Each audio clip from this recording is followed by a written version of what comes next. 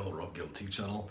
Today I'm talking to you a little bit about hidden costs. Okay, what are hidden costs and where are they? So if you don't want to miss out on these videos, make sure you subscribe so that you get the thing every time. Press the little bell. Let's get on with the video and let's talk about hidden costs.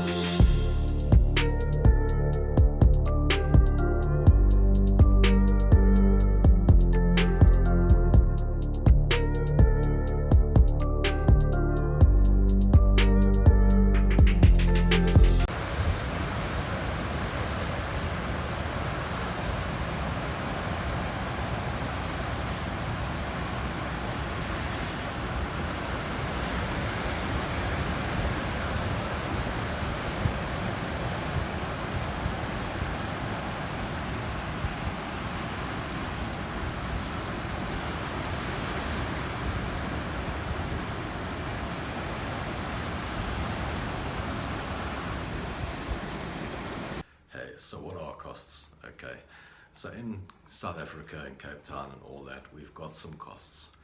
So if you're buying a home and you look at the price, okay, there's not a lot of costs, there's not a heavy amount of costs. If you're a seller, you're only going to pay the agent's commission and you're going to pay for the inspections, the COCs and that sort of thing, which is very cheap. Agent's commission that we talk about, that's my salary. But besides that, if you're a buyer, don't forget you've got to pay the transfer costs, which is the government's money. Okay, it's their tax, and those costs get higher the higher the amount of the property you buy. So they're between 8 and 13% of the price of the home. So if you're buying a R3.5 million home, you could easily end up with R250,000 in just costs to the government. So be very careful. Don't forget you've got to pay that money out. All right, and then on top of that, you've got the conveyances cost, and if you're taking a bond, you've got the bond conveyances cost. Now, bear in mind, these are your only costs, but the biggest amount is the transfer cost, which goes to the government. When somebody says no transfers or transfer free, that doesn't mean you don't have to pay the conveyancer. Just remember, you've still got to pay the conveyancer because they don't work for free. So you pay the conveyancer for doing the conveyancing, and you've got to pay the bond conveyancer for doing the bond if you're doing a bond. There's really no other costs for you if you're a buyer. All you got to do is enjoy and move in, and if there's any repairs to be done, you get them done. Like I say, the seller's going to pay for the inspections and all that, the COCs, and he's obviously going to pay the agent as well. So you're free from that side of things. You don't have to pay transfer costs if you're a VAT vendor, but you have to pay VAT, and VAT is 15%. Okay, so the taxman still gets his bit.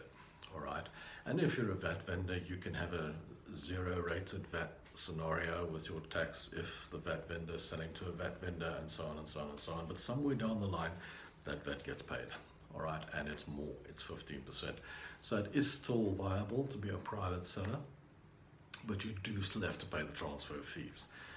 If you're a seller, watch out for the capital gains tax. You do have to pay capital gains.